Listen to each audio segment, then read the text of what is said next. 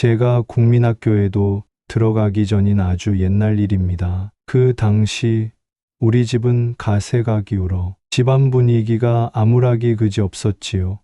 저희 집은 조상대대로 포목상을 해왔습니다만 할아버지 때부터 가세가 기울더니 점점 가게를 유지하는 것조차 무리가 되어 할아버지는 결국 포목상을 정리하게 되었습니다. 네, 대서. 포목상이 망해버렸으니 조상님들 뵐 낯이 없구만. 할아버지는 조상들이 피땀 흘려 일구어온 사업을 망쳤다는 죄책감에 몹시 속상해 하셨습니다. 허망한 마음을 술로 겨우 달래시던 할아버지는 어느 날 갑자기 주무시다가 그대로 돌아가셨습니다. 아이고, 영감. 이렇게 가버리면 나는 어떡하나. 할머니는 할아버지를 보내고 참 많이도 씨름하셨지요. 얼마 지나지 않아 할머니마저 할아버지 뒤를 따라가셨습니다. 항상 제 편이던 다정한 할머니마저 돌아가셨다는 사실에 충격을 받은 저는 그저 우는 것 말고는 할 수 있는 일이 없었습니다. 할머니가 돌아가시기 전날에 항상 그랬듯 저를 불러 무릎에 앉히시곤 다정히 말하셨어요. 창영이 네가 아직 어리지만 이 집 장손이니 정신 잘 차려야 한다. 너희 할배그리 가버리고 아베 어메 속이 말이 아닐 게야. 너라도 잘 도와주거라.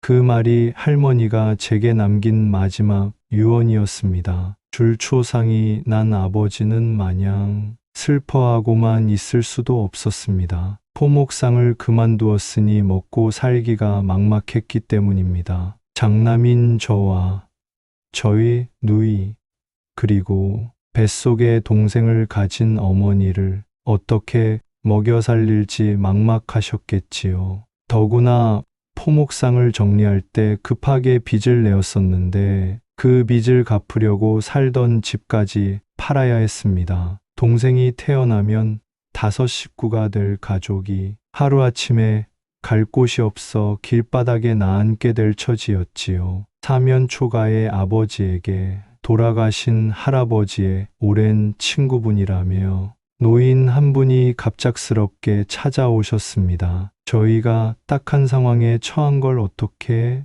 아시고는 좋은 집이 있다며 알려주려고 오셨다네요. 거기는 지금 살고 있는 집에서 좀 멀리 떨어진 곳이긴 하지만 값도 아주 싸고 5 식구가 지내기 충분한 괜찮은 집이라면서요.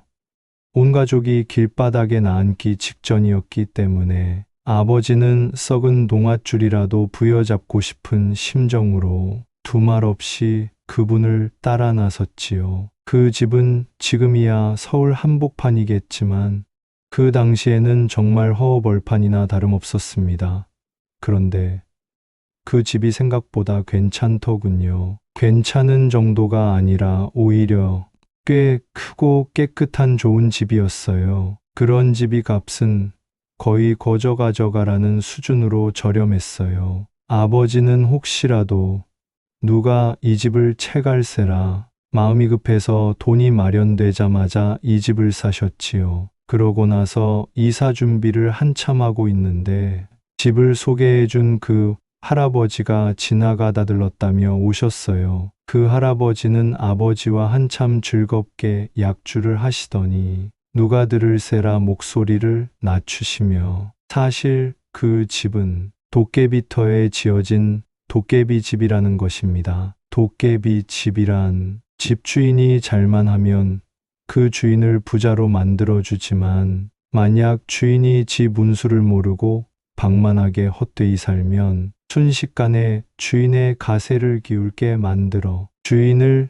내쳐버린다는 겁니다. 또 아무리 착한 마음을 가진 좋은 주인일지라도 딱 10년간만 그 집에 머물 수 있고 그 10년이 지나면 새 주인이 들어오게끔 주인을 내쫓아버린다고 하는 겁니다. 저희 가족이 들어가기 직전에 살던 주인이 도깨비터라는 말을 듣고 그 땅을 사서 거기에 집을 지었다고 합니다. 정말 그 땅에 집을 짓고 사니 돈이 순식간에 불어났다고 합니다. 그 전 주인이란 사람은 주머니에 돈이 넘쳐나니 그 돈으로 도박판을 전전하고 기생을 데려와 첩을 삼아 데리고 살았답니다. 그러다 집을 지은 지 5년도 못 가서 집안이 갑자기 순식간에 망해버렸다고 합니다. 그 주인은 그래도 도깨비터인데 잘하면 다시 돈이 들어오지 않을까 해서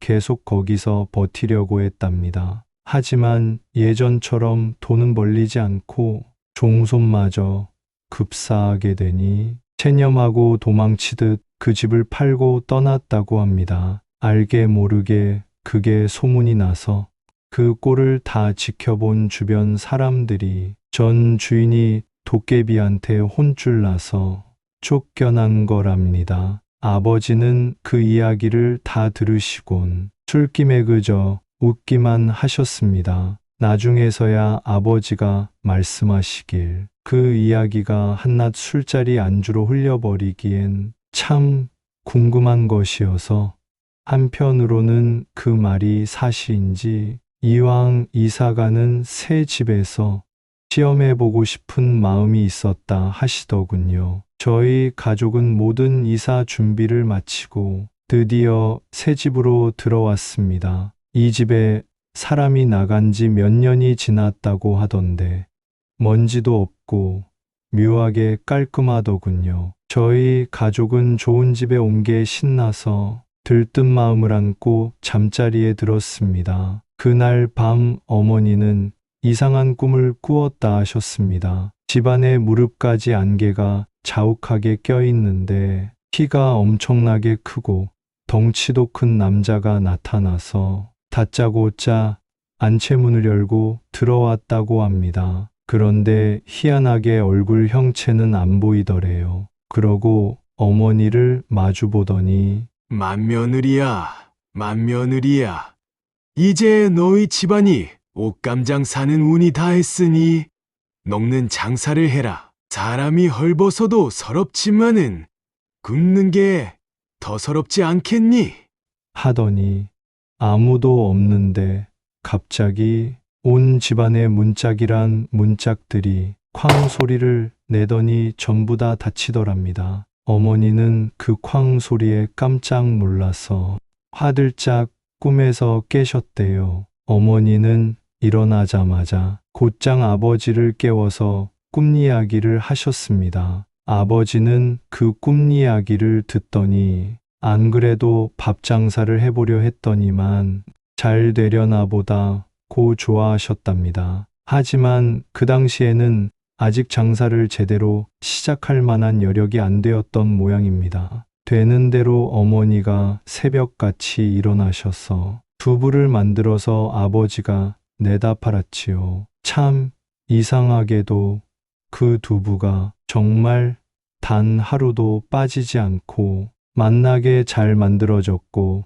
또 아주 잘 팔렸습니다. 옛날에는 사람이 일일이 아궁이에 불을 뗐지요. 요즘처럼 가스렌지 불 마냥 화력이 일정치 않았어요. 그래서 한참 끓이다가 거품이라도 잘못 생겨버리면 두부가 잘 만들어지기는커녕 쉬어버리는 일이 잦았습니다. 그런데 이 집에 와서는 콩을 불려 두부를 만들면 백이면 백 실수하거나 상하는 일이 없었어요. 그 두부가 어찌나 말을 잘 듣고 토실토실하게 잘 만들어지는지 아버지는 늘 가장 이른 시간에 장에 나가셨어요. 그리고는 누구보다 빨리 두부를 전부 몽땅 팔고 들어오셨습니다. 주변에 이 집 두부가 너무나 맛있다고 소문이 났지요. 소문을 들은 아주머니들이 우리 집에 삼삼오오 모여와서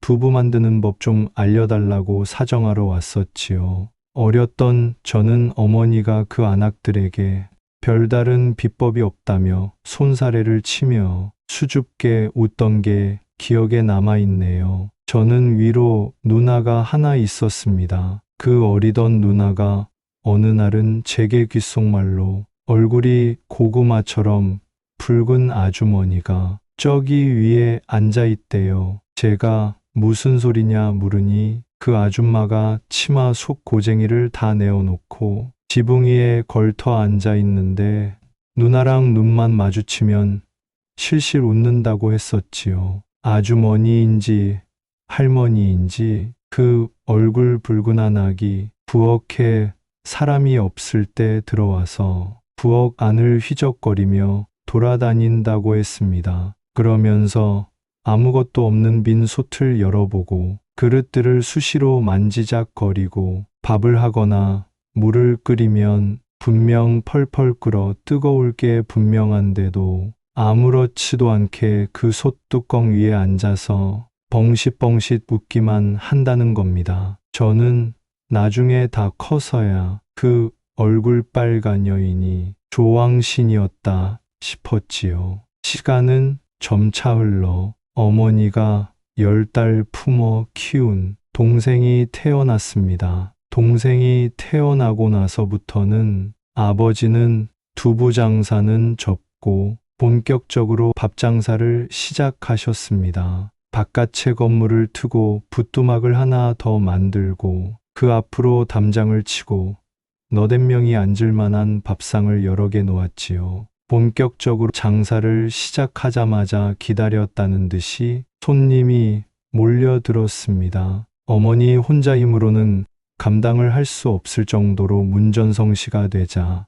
이를 도와주는 아주머니들을 셋이나 썼습니다. 그렇게 사람을 열었어도 너무 바빠 손이 부족할 지경이었습니다. 어머니와 아주머니들은 해만 떨어지면 녹초가 되곤 하셨지요. 어머니께서 바쁘시다 보니 학교를 마치고 돌아온 누나가 태어난 지 얼마 안 된 동생을 돌봤습니다. 누나는 동생을 업고 동네 한 바퀴를 돌다가 해가 떨어져 어둑해질 무렵이면 그제서야 집에 돌아오고는 했습니다. 어머니는 해 지기 전에는 들어오라고 늘 누나를 타일렀지만 누나는 꼭 해가 지고 나서야 돌아왔어요. 하루는 학교 돌아오는 길에 동생을 둥가둥가 업고 있는 누나와 마주쳤습니다. 누나는 너 집에 가기 무섭지 않니? 하고 저에게 조용히 물어보았습니다. 그래서 누나에게 집에 사람이 많아 맨날 시끌시끌한데 뭐가 무섭느냐고 되물었더니 누나는 그 이상 말을 안 터군요. 한참 나중에서야 누나가 말해주길 온 집안에 귀신이 드글드글한데 항상 지붕 위에 사람 발바닥 손바닥이 보이는데 그 크기가 너무나 크고 사람 몸통은 보이지 않고 손발만 베고 손님들 앞에 앞서거니 뒤서거니 하는 봉둔한 발의 남녀들이 온 집안을 휘젓고 다니는데 이들이 자세히 보면 손발은 없고 옷자락만 질질 끌면서 집안 여기저기 안 들어가는 곳이 없다고 합니다. 그것들이 사람들 틈에 섞여서 낄낄대고 웃고 좋아하는데 그 소리가 나면 어김없이 사람 손님이 때로 더 들어온답니다. 그것들은 해가 지고 나서야 대부분은 나가는데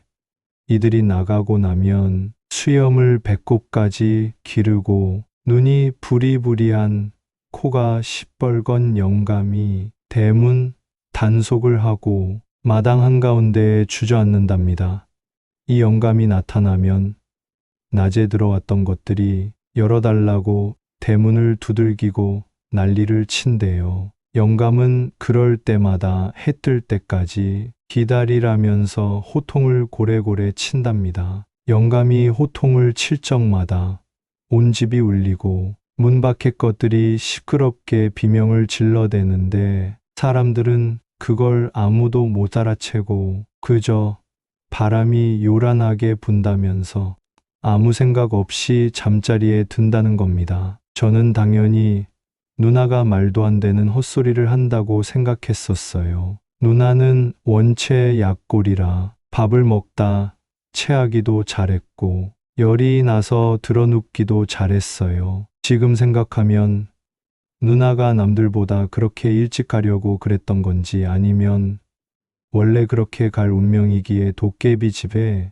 요사스런 것들을 혼자서만 전부 볼 수 있었던 건가 싶네요. 그 이상스러운 집을 일찌감치 떠났으면 우리 누나가 오래 잘 살지 않았을까 하는 생각도 들었지요. 시간이 더 흘러 저는 까까머리 고등학생이 되었습니다. 우리 집은 이제 꽤나 부유해져서 어릴 때 이사 갈 돈도 없어 길에 나앉을 뻔했다는 게 거짓말 같았지요. 어릴 적부터 잘 먹고 잘 자란 동생은 그 나이 때에 저보다 힘도 세고 키도 크고 덩치도 컸으며 또래 아이들에 비해 가진 물건이 많아 늘 골목대장 노릇을 했습니다. 그 당시 우리 어머니의 걱정이라고는 골목대장 동생이 가끔 아이들과 싸움을 하거나 때렸다고 다른 아이들 어머니가 집에 찾아오는 것, 그리고 하나뿐인 딸의 몸이 약한 것이었지요. 아버지는 제게 좋은 대학에 가라,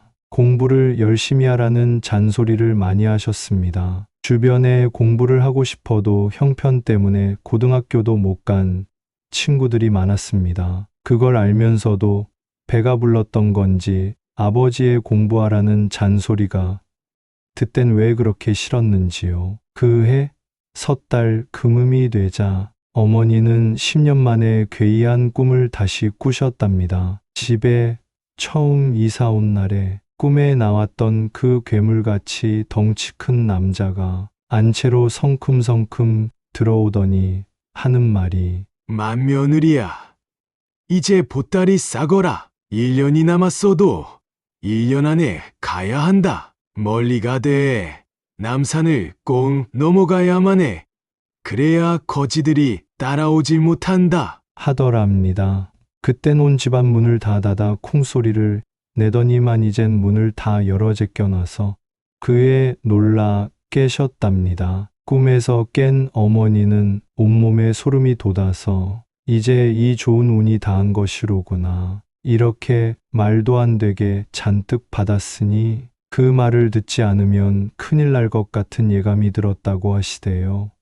어머니는 너무 불안해서 아버지에게 빨리 이사 가자고 재촉하셨습니다. 하지만 아버지는 1년이 남았지 않냐, 아직 1년이나 남았으니 그 1년 안에 조금만 더 벌고 나가자 하셨습니다. 아버지는 사실 다시 포목점을 열길 원하셨어요. 할아버지가 생전에 그리 우시면서 당신 손으로 포목점 문을 닫은 게 송구스러워 저승갈 낯이 없다 하신 게 아버지 가슴에 박히셨던 걸까요? 밥 장사는 한창 잘 되고 있고 집안에 여유도 있으니 이제라도 작게나마 포목점을 열고 싶다고 하셨어요. 그 꿈 이후로 두 분은 계속 다투셨어요. 어머니는 잘 되는 밥 장사나 더 열심히 하자셨고 아버지는 이제 하던 밥 장사는 손이 덜 가니 포목점을 같이 하면 더 좋겠다 하셨어요. 저는 끼어들기도 멋쩍어 그저 책상 앞에 돌부처처럼 앉아 책만 보곤 했습니다. 부모님의 다툼은 계속되었고 속절없이 1년이 지나버렸습니다. 이 집에 온 지 정말 꼭 10년이 넘은 것이지요. 아버지는 결국 포목점을 냈습니다. 아버지는 말로는 소박하게 낸다더니 생각보다 가게를 크게 내셨습니다. 장에서 제일 컸다는 옛날 그 가게를 다시 한번 열고 싶으셨던 걸까요? 어머니는 포목점 소리만 들어도 지긋지긋하다며 발길도 않고 원래 하던 밥 장사에만 신경을 쓰셨습니다. 그러다가 또 꿈을 꾸셨답니다. 그 부리부리한 남자는 이번에는 안채에 들어오지도 않고 귓가에 조곤조곤 속삭이더랍니다. 이제는 때를 놓쳤으니 알아서 하거라. 이 집 덕볼 생각은 말아라. 장독의 장이며 곳간의 쌀들이 뱃속에 들어가기도 전에 죄똥으로 변할 거다. 라며 낄낄대는데 그 음성이 어찌나 소름 끼치는지 막 꿈에서 일어났는데 온몸이 식은땀 범벅이셨대요. 장사는 여전히 잘 됐습니다. 그런데 누나가 그 시점부터 더 겁에 질려 안절부절 못하더니 아예 몸져 누워버린 겁니다. 전에는 해가 지면 수염긴 영감이 낮에 들어오던 것들을 못 들어오게 막아줬는데 그 영감이 어디로 갔는지 온데간데 없고 이젠 대문을 잠그지도 막지도 않는답니다. 그 때문에 그것들이 동이 틀 무렵까지 어찌나 온 집안에서 시끄럽게 난리를 치는지 잠을 잘 수가 없다고 하답니다. 그 요사스러운 것들이 들어올 때 거뭇거뭇한 것들이 섞여 들어와서는 석가래를 물어뜯고 갉아먹는데 그런 다음 날에는 꼭 누가 다치거나 와야 할 물건이 못 오거나 재수가 없다는 겁니다. 어머니는 포목점이 장사도 잘 안 되는데 기껏 밥장사로 벌어놓은 돈이 그리로 자꾸 샌다며 짜증을 내곤 하셨지요. 아버지와 어머니의 싸움이 일상으로 변한 지 반년이 지났습니다. 가을로 들어서던 초입에 누나는 감기에 걸리더니 결국 다시는 일어나지 못했습니다. 죽기 직전까지 의식을 못 차린 누나는 유언조차 남기지 못하고 그대로 숨이 넘어가 버렸습니다. 어머니는 꿈자리가 사납더니 이렇게 하나뿐인 내 딸을 데려갔다고 외할머니를 붙잡고 내내 우셨습니다. 꿈에서 푸른 저고리에 머리를 다 풀어헤친 여자둘이 강에 누운 누나의 발목을 한쪽씩 잡고 질질 끌고 대문 밖으로 나가면서 깔깔 웃어댔답니다. 누나의 초상을 치르며 어머니는 딸 잡아먹고도 정신 못 차렸냐며 이사를 가자고 다시 아버지에게 말하셨어요. 아버지는 누나의 초상과 이 집을 연관짓지 않으려 하셨어요.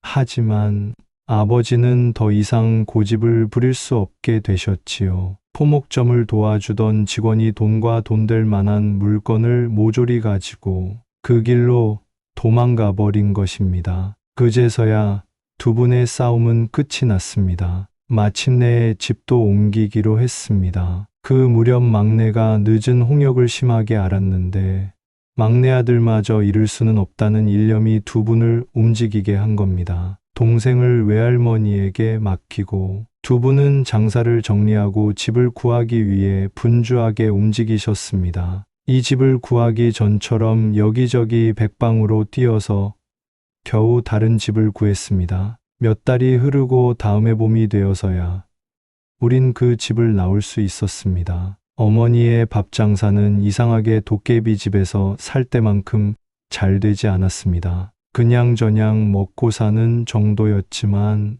두 분이 이미 너무나 큰 성공을 경험해 보셔서인지 평범한 동네 밥집 장사는 시시하다며 내내 허전해 하셨습니다. 아버지는 돌아가시기 전까지도 은근히 도깨비 집을 그리워하셨습니다. 그 집에서 보낸 10년이 평생을 통틀어도 가장 승승장구하던 시기였기 때문이겠지요. 세월이 흐른 요즘 듣기로는 도깨비터에 대한 이야기가 예전과 많이 다른 듯합니다. 사람이 사는 가택이 아니라 장사만 해야 한다는 둥, 부적을 쓰고 굿을 해야 한다는 둥, 터만큼이나 기가 센 사람이 살아야 한다는 둥, 적지 않은 인생을 살아본 저로서는 이 세상 무엇이든 정말로 공짜가 없다는 것만이 도깨비터에 대한 제 생각입니다. 도깨비의 운은 딱 10년이 지나면 그 이상은 받을 수 없고 그 집에 드나들던 수많은 귀신들은